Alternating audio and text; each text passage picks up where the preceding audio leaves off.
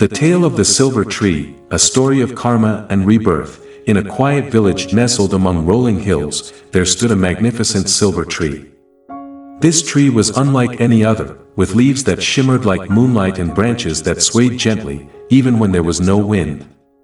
The villagers revered the tree, believing it to be a symbol of prosperity and protection. They often gathered beneath its shade, offering prayers and gifts, hoping for blessings in return. Long ago, before the tree existed, there was a wealthy merchant named Haran who lived in the village. Haran was known for his greed and selfishness. Despite his wealth, he never shared with the less fortunate and often cheated others to increase his fortune. He had no compassion for the suffering of others, believing that his riches would protect him from any harm. One day, a poor beggar approached Haran, asking for a small amount of food. Haran, instead of helping, chased the beggar away, shouting, "Get out of here. You deserve your misery." The beggar, with tears in his eyes, looked at Haran and said, "Your wealth will not save you from the consequences of your actions. Remember, what you sow, you shall reap." Haran paid no heed to the beggar's words and continued his life of greed and excess. But soon, his fortunes began to change. His business deals failed, his wealth dwindled, and his health deteriorated. Within a few years, Haran lost everything. In his final days, he wandered the village, hungry and sick, ignored by the very people he once scorned. He died alone, under the very spot where the silver tree would later grow. After Haran's death, a small sapling began to sprout from the ground where he had passed away. The villagers were amazed as the sapling quickly grew into a tall and radiant tree, its leaves gleaming with an otherworldly light. They named it the Silver Tree and believed it was a gift from the heavens. What the villagers did not know was that the tree was the rebirth of Haran's spirit. Through the law of karma, Haran was given a chance to redeem himself in his next life. As a tree, he could no longer harm others or act out of greed. Instead, he provided shade, shelter, and beauty to the village, giving back to the community he had once neglected. The years passed, and the villagers continued to thrive under the tree's protection. They noticed that the tree seemed to react to their kindness. When someone offered sincere prayers or helped a neighbor, the tree's leaves would shimmer more brightly. But if someone acted out of greed or malice, the tree would lose some of its luster, reminding the villagers of the consequences of their actions. One day, a wise monk visited the village and learned of the tree's origins. He gathered the villagers and told them the story of Haran, explaining how his actions in life had led to his rebirth as the silver tree. "This tree is a living testament to the law of karma," the monk said. "It shows us that our actions in this life shape our future lives. By living with compassion and integrity, we can create a better path for ourselves in the cycle of rebirth." The villagers took the monk's words to heart. They began to live more mindfully, helping each other, sharing their resources, and treating all living beings with respect. The silver tree flourished, its leaves shining brighter than ever, reflecting the collective goodness of the village. In time, the silver tree became a symbol of the eternal cycle of karma and rebirth, a reminder that the seeds we plant today will bear fruit in the future. The villagers prospered, not just in wealth, but in spirit, understanding that the true value of life lay in kindness, generosity, and the positive impact one has on the world. And so, the silver tree stood tall, a silent guardian of the village, embodying the timeless truth that what we give to the world will return to us, sometimes in ways we least expect. The destruction of the Shakya Clan, the Buddha's own family, by King Vidudabha, remains one of the most tragic and significant events in the history of Buddhism.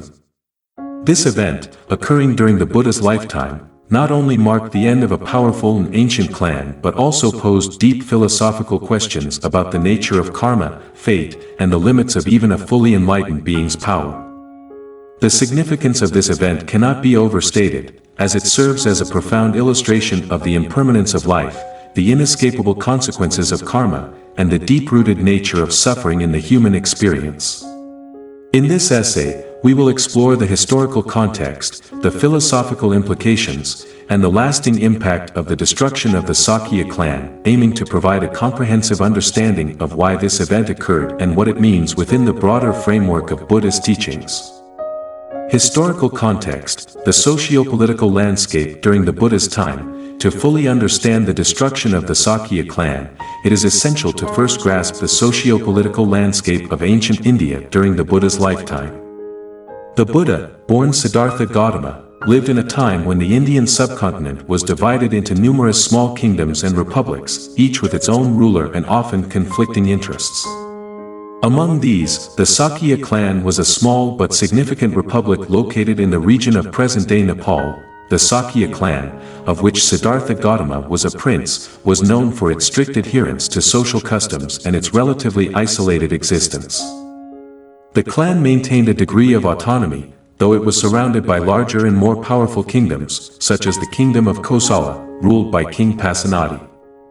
The relationship between these neighboring states was complex, characterized by alliances, marriages, and occasional conflicts. The political dynamics of the time were further complicated by the rise of powerful monarchs like King Pasenadi and his eventual successor, King Vidudabha. These rulers sought to expand their influence, often at the expense of smaller, weaker states like the Shakya clan. The intricate web of alliances and rivalries set the stage for the eventual conflict that would lead to the Shakya clan's destruction. Relations between the Shakya clan and neighboring kingdoms. The Shakya clan's relationship with its neighbors, particularly the kingdom of Kosala, was marked by both cooperation and tension. The Buddha himself played a role in maintaining peace between these entities. His teachings and personal influence were respected by many rulers, including King Pasenadi, who was a devoted follower of the Buddha. However, the marriage alliance between the Shakyas and the Kosalan royal family, which was supposed to strengthen ties, eventually became the catalyst for the clan's downfall. The incident that sparked the conflict involved the marriage of King Pasenadi to a woman believed to be a princess of the Shakya clan. However, it was later revealed that she was the daughter of a servant, a deception orchestrated by the Shakyas to avoid diluting their noble bloodline. When Vidudabha, the son of King Pasenadi and this woman, discovered the truth, his resentment towards the Shakyas grew into a burning desire for revenge. The rise of King Vidudabha and the roots of his animosity. King Vidudabha's hatred for the Shakya clan was deeply personal and rooted in a sense of betrayal and humiliation. As the son of a servant, albeit a queen, Vidudabha felt dishonored by the Shakya's deception. This sense of dishonor was further compounded by the pride and arrogance displayed by the Shakyas, who considered themselves superior to the Kosalans. Upon ascending to the throne after the death of his father, King Pasenadi, Vidudabha became consumed by a desire to avenge the insult to his lineage. He viewed the destruction of the Shakya clan as both a personal vendetta and a political necessity to restore the honor of the Kosalan royal family. This vendetta would ultimately culminate in one of the most devastating massacres in ancient Indian history. The Shakya clan. Origins and significance of the Shakya clan. The Shakya clan, despite its small size, held a significant place in the cultural and religious history of ancient India. According to tradition, the Shakyas were a warrior clan of the Kshatriya caste, and their origins can be traced back to the legendary King Ikshvaku, the founder of the solar dynasty. This lineage was a source of great pride for the Shakyas, who saw themselves as the custodians of ancient Aryan values and traditions. The Shakya Republic was governed by a council of elders, with decisions made collectively rather than by a single ruler. This form of governance reflected the clan's emphasis on collective responsibility and mutual respect among its members. The Shakyas were also known for their adherence to a strict code of conduct, which emphasized honor, duty, and the protection of their lineage. The birth of Siddhartha Gautama into this clan added to its significance. As the clan that gave rise to the Buddha, the Shakyas became closely associated with the early development of Buddhism. The Buddha's teachings were deeply influenced by the values and traditions of his clan, and the Shakya's emphasis on ethical conduct and social responsibility is reflected in many aspects of Buddhist doctrine. The Buddha's birth and early life within the clan. Siddhartha Gautama, who would later become the Buddha, was born into the Shakya royal family as the son of King Suddhodana and Queen Maya. His early life within the clan was marked by luxury and privilege, but also by a strict adherence to the clan's code of conduct. As a prince, Siddhartha was expected to follow in his father's footsteps, assuming the responsibilities of governance and upholding the honor of the Shakya lineage. However, from a young age, Siddhartha displayed a deep sense of compassion and a desire to understand the nature of human suffering. This inner turmoil eventually led him to renounce his princely life and embark on a spiritual quest that would culminate in his enlightenment under the Bodhi tree. Despite his renunciation of worldly life, the Buddha maintained a strong connection with his family and clan. He frequently returned to his homeland to teach and guide his relatives, many of whom became his disciples. The Buddha's deep love and respect for his clan is evident in the many suttas, discourses, in which he addresses the Shakyas, urging them to follow the path of righteousness and avoid the pitfalls of pride and arrogance. The ethical and cultural values of the Shakyas. The Shakyas were known for their strict adherence to ethical conduct and social responsibility. These values were deeply ingrained in the clan's culture and were passed down through generations. The Shakyas believed in the importance of maintaining the purity of their lineage, which is why they were so strict in their marriage practices. This emphasis on purity and honor, however, also led to their downfall. The deception involving Vidudabha's mother was motivated by the Shakyas' desire to avoid diluting their bloodline. This act of pride and arrogance would later return to haunt them, as Vidudabha's revenge was driven by the very same values that the Shakyas held dear. Vidudabha's revenge, the incident of Vidudabha's birth and his rejection by the Shakyas. Vidudabha's birth was a source of controversy and tension from the very beginning. Although he was the son of King Pasenadi, his mother was a servant who had been passed off as a Shakya princess. When this deception was eventually discovered, the Shakyas rejected Vidudabha and refused to acknowledge him as one of their own. This rejection was a deeply humiliating experience for Vidudabha. Despite his royal status, he was treated as an outsider by the very people who should have been his kin. This sense of exclusion and dishonor festered within him, growing into a burning desire for revenge. Vidudabha's rejection by the Shakyas became the defining event of his life. Shaping his identity and driving his actions as a ruler, the role of Vidudabha's mother and the insult she endured. Vidudabha's mother, Vasabhakatiya, played a crucial role in the events that led to the destruction of the Shakya clan. As the daughter of a servant, she was looked down upon by the Shakyas, despite being married to King Pasenadi. The Shakyas' refusal to accept her as one of their own was a source of deep pain and humiliation for her. The insult endured by Vidudabha's mother was not just a personal affront, but also a symbol of the Shakyas' pride and arrogance. Their refusal to accept her as a legitimate member of the royal family was rooted in their belief in the superiority of their lineage. This belief ultimately blinded them to the consequences of their actions, leading to the downfall of their entire clan. The gradual buildup of Vidudabha's anger and desire for revenge. Vidudabha's anger and desire for revenge did not manifest overnight. It was the result of years of simmering resentment, fueled by the insults and rejections he and his mother faced at the hands of the Shakyas. As he grew older and more powerful, Vidudabha's desire to avenge his mother's honor became his driving force. Upon ascending to the throne, Vidudabha began to plot his revenge. He knew that the Shakyas were a proud and powerful clan, but he also understood their weaknesses. He bided his time, waiting for the right moment to strike. When that moment finally came, Vidudabha launched a brutal and merciless campaign against the Shakyas, determined to erase their existence from the face of the earth. The Buddha's Forewarnings, accounts of the Buddha's warnings to the Shakyas. As the Buddha foresaw the impending doom of his clan, he made several attempts to warn the Shakyas of the consequences of their actions. These warnings are documented in various Buddhist texts, where the Buddha is depicted as urging his kin to abandon their pride and arrogance and to make amends with Vidudabha before it was too late. Despite the Buddha's warnings, the Shakyas were too proud to heed his advice. They believed that their noble lineage and their connection to the Buddha would protect them from any harm.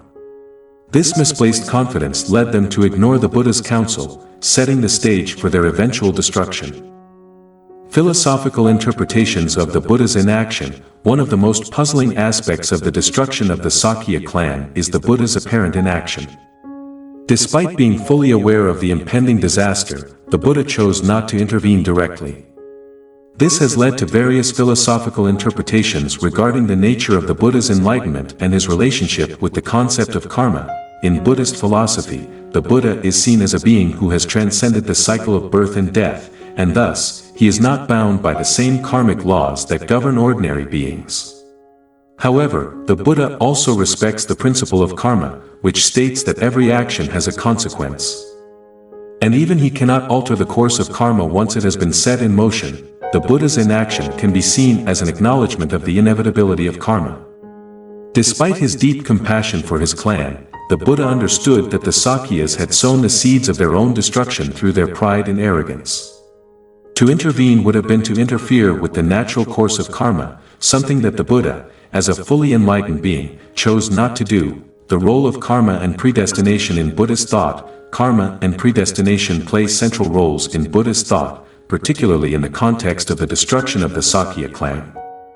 According to Buddhist teachings, karma is the law of cause and effect, where every action, whether good or bad, generates a corresponding result.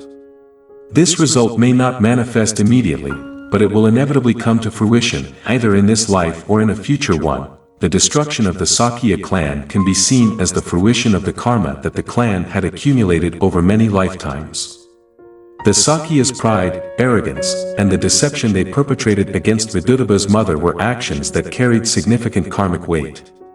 When Vidudabha finally unleashed his revenge, it was the karmic consequences of these actions coming to fruition. In this light, the destruction of the Shakya clan was not a random or arbitrary event, but rather the inevitable outcome of the karmic forces that had been set in motion long before.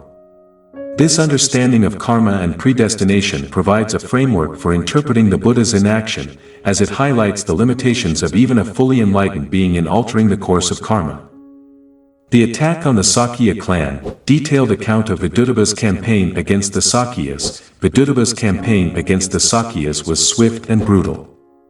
Fueled by years of pent-up rage and a desire to avenge the dishonor inflicted upon his mother, Vidudabha led a massive army to the gates of Kapilavastu. The Sakyas, although aware of the impending attack, were unprepared for the ferocity with which Vidudabha's forces descended upon them. The Sakya warriors, bound by their code of honor and unwilling to engage in wholesale slaughter, fought valiantly but were ultimately overwhelmed by Vidudabha's superior numbers and relentless assault. The massacre that followed was one of the bloodiest in ancient Indian history. Vidudabha's soldiers showed no mercy, slaughtering men, women, and children alike. The once proud Shakya clan was decimated, and Kapilavastu was reduced to a smoldering ruin. The role of the Buddha during the attack. What did he do, and why? During the attack, the Buddha was not present in Kapilavastu. However, according to Buddhist texts, he was fully aware of the events as they unfolded. The Buddha's response to the massacre has been the subject of much debate among scholars and practitioners alike. Why did the Buddha, who was capable of performing miraculous feats, not intervene to save his clan? One interpretation is that the Buddha chose to remain detached from the events, fully accepting the principle of impermanence and the inevitable consequences of karma. From this perspective, the Buddha's inaction was a reflection of his profound understanding of the nature of existence. He recognized that the destruction of the Sakyas, while tragic, was a part of the larger cycle of birth, death, and rebirth that governs all beings. Another interpretation suggests that the Buddha may have sought to prevent further suffering by not intervening. Had he used his powers to save the Sakyas, it could have set a precedent for divine intervention in human affairs, leading to greater attachment and dependence on external forces rather than personal responsibility for one's actions.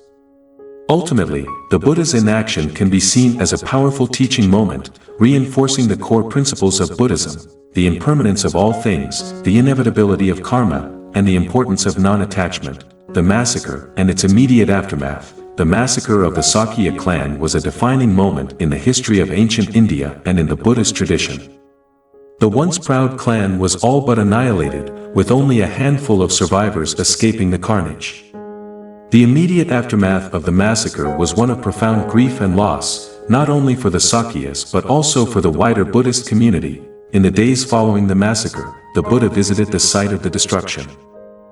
According to the texts, he was deeply moved by the sight of the bodies of his kinsmen, but he remained composed, using the opportunity to teach his followers about the impermanent nature of life and the importance of understanding the law of karma. The survivors of the Shakya clan, though few in number, went on to play a significant role in the preservation and propagation of the Buddha's teachings.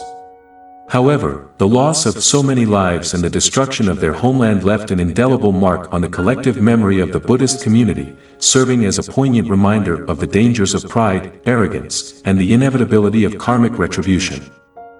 The philosophical implications, karma and its inevitable consequences. The destruction of the Shakya clan offers a profound illustration of the Buddhist concept of karma and its inevitable consequences. In Buddhist thought, karma refers to the actions of individuals, which create a cycle of cause and effect that influences their future lives. The Shakyas, through their actions, particularly their pride, arrogance, and the deception surrounding Vidudabha's mother, accumulated negative karma that eventually led to their downfall. Karma is seen as an inescapable law of the universe, one that even a fully enlightened being like the Buddha cannot alter. The Shakya clan's destruction underscores the idea that every action, whether positive or negative, has a consequence, and these consequences will manifest in due course. The Shakya's fate serves as a reminder that no one, regardless of their status or connections, is exempt from the effects of their karma. This event also highlights the Buddha's teaching that karma is not limited to individual actions but can also be collective. The Shakya clan, as a collective entity, bore the consequences of their collective actions, which included not only the deception surrounding Vidudabha's mother but also their general attitude of superiority and exclusivity. The Buddha's teachings on non-attachment and the impermanence of life. The destruction of the Shakya clan also serves as a poignant example of the Buddha's teachings on non-attachment and the impermanence of life. One of the core tenets of Buddhism is the understanding that all things in life are transient and subject to change. This includes not only material possessions but also relationships, social status, and even entire communities. The Shakyas, despite their noble lineage and connection to the Buddha, were not immune to the impermanence of life. Their downfall was a direct result of their attachment to their status and their unwillingness to acknowledge the potential consequences of their actions.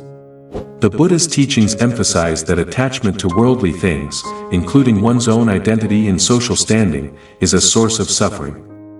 The Shakya's destruction is a powerful reminder of this truth. The Buddha's response to the massacre, his calm acceptance of the event and his use of it as a teaching moment, further reinforces the importance of non-attachment. The Buddha did not mourn the loss of his clan in the way that ordinary people might. Instead, he used the event to illustrate the impermanence of all things and the futility of clinging to what is destined to change. Reflections on suffering and its causes in Buddhist philosophy. The massacre of the Shakya clan also provides a lens through which to examine the Buddhist understanding of suffering and its causes. In Buddhism, suffering, dukkha, is seen as an inherent part of existence, and it is caused by attachment, desire, and ignorance. The Shakya's suffering, both in life and in their tragic end, can be traced back to these root causes. Their pride and arrogance can be seen as forms of attachment to their social status and lineage, while their deception and exclusion of Vidudabha's mother reflect a desire to maintain that status at any cost. These actions, rooted in ignorance of the true nature of existence, ultimately led to their downfall. The Buddha's teachings on the Four Noble Truths, which outline the nature of suffering, its causes, and the path to its cessation, offer a framework for understanding the events surrounding the Shakya's destruction. The Shakya's story serves as a reminder of the dangers of attachment and the importance of following the Eightfold Path to overcome suffering and achieve enlightenment. The aftermath and legacy. The impact of the Shakya massacre on the Buddhist community. The destruction of the Shakya clan had a profound impact on the early Buddhist community. The loss of the Buddha's kinsmen, many of whom were also his disciples, was a significant blow to the nascent Buddhist Sangha community. The massacre not only decimated the Shakya population but also created a sense of vulnerability and impermanence within the Buddhist community. This event also served as a catalyst for reflection and deepened the understanding of key Buddhist teachings among the Buddha's followers. The Buddha used the tragedy to emphasize the impermanence of all things, including the Sangha itself, and to remind his followers of the importance of practicing non-attachment and mindfulness in their daily lives. In the years following the massacre, the Buddhist community continued to grow and spread, but the memory of the Shakya's destruction remained a sobering reminder of the fragility of life and the consequences of unwholesome actions. This event became a key narrative in the Buddhist tradition, used to teach future generations about the dangers of pride, the inevitability of karma, and the importance of compassion and humility. Historical accounts of the event's aftermath. Historical accounts of the aftermath of the Shakya massacre are varied, with different Buddhist texts providing different details about the event and its consequences.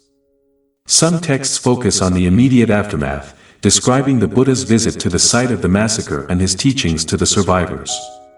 Other accounts provide more detailed descriptions of the political and social repercussions of the massacre, both within the region and within the broader Buddhist community. One consistent theme across these accounts is the idea that the destruction of the Shakya clan was a turning point in the history of Buddhism.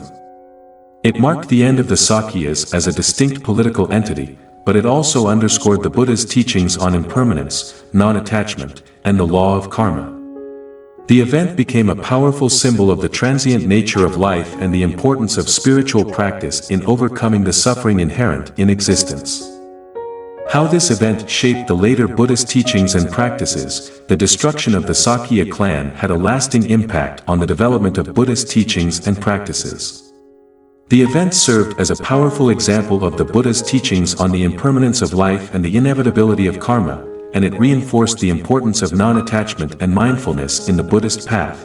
In the years following the massacre, the Buddha continued to emphasize these teachings in his discourses, using the example of the Shakya's downfall to illustrate the dangers of pride, attachment, and ignorance. The event also influenced the development of certain Buddhist practices, such as the emphasis on mindfulness and the cultivation of compassion for all beings. Regardless of their social status or background, the story of the Shakya clan's destruction also became a key narrative in Buddhist literature, serving as a cautionary tale for future generations.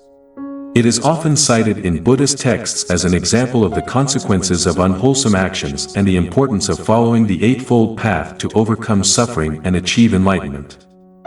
Modern interpretations. How contemporary Buddhists view the destruction of the Shakya clan. In contemporary Buddhist practice, the destruction of the Shakya clan is often viewed as a historical event that illustrates key aspects of Buddhist philosophy. Modern Buddhists see the event as a reminder of the impermanence of life and the importance of understanding the law of karma.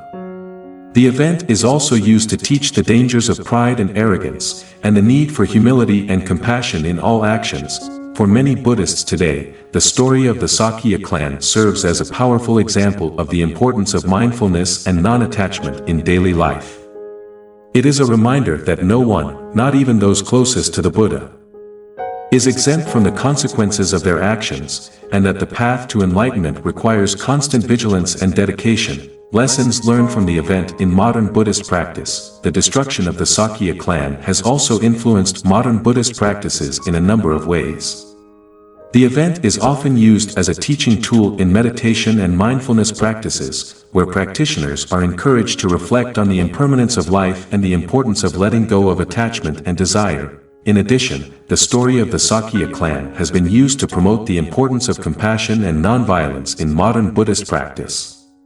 The massacre serves as a reminder of the devastating consequences of hatred and revenge, and the need to cultivate a sense of compassion for all beings, regardless of their background or status. Many modern Buddhists also see the destruction of the Shakya clan as a call to action, urging them to work towards creating a more just and compassionate world. The event is often cited in discussions about social justice and peace, and is used to promote the importance of nonviolence and understanding in resolving conflicts. The event's place in modern Buddhist literature and discourse. In modern Buddhist literature and discourse, the destruction of the Shakya clan is often used as a symbol of the impermanence of life and the inevitability of karma. The event is frequently referenced in Buddhist teachings and texts, and is used to illustrate key aspects of Buddhist philosophy, such as the dangers of attachment and the importance of mindfulness. the story of the Shakya clan is also a popular subject in modern Buddhist art and literature, where it is depicted in various forms, from paintings and sculptures to novels and poems. These works often explore the emotional and philosophical aspects of the event, and provide a deeper understanding of its significance within the broader context of Buddhist thought. In addition, the destruction of the Shakya clan is a common topic in modern Buddhist discourse, where it is used to promote the importance of compassion, nonviolence, and mindfulness in daily life. The event is often cited in discussions about the challenges of modern life, and is used to encourage practitioners to stay committed to the principles of the Buddhist path. Conclusion: the destruction of the Shakya clan is one of the most significant events in the history of Buddhism, and it offers a profound illustration of the key principles of Buddhist philosophy. The event serves as a powerful reminder of the impermanence of life, the inevitability of karma, and the importance of non-attachment and mindfulness in overcoming the suffering inherent in existence. Through the lens of this tragic event, we can gain a deeper understanding of the Buddha's teachings on suffering, compassion, and the path to enlightenment. The story of the Shakya clan's destruction is not just a historical event, but a timeless lesson in the dangers of pride, the power of karma, and the importance of living a life of mindfulness, compassion, and humility. In modern Buddhist practice, the destruction of the Shakya clan continues to serve as a powerful teaching tool, inspiring practitioners to reflect on the impermanence of life, the consequences of their actions, and the importance of cultivating compassion and non-attachment in all aspects of their lives. As we continue to explore and reflect on this event, we can gain valuable insights into the nature of existence, the challenges of the human condition, and the path to true liberation.